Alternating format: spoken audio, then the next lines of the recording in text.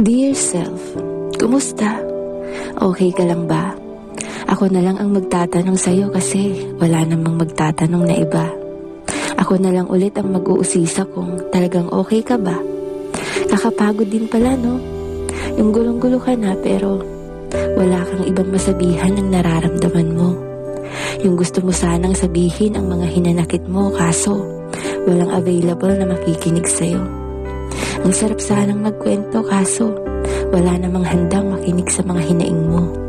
Parang yung tipong sarili mong problema, sarili mo ring comfort.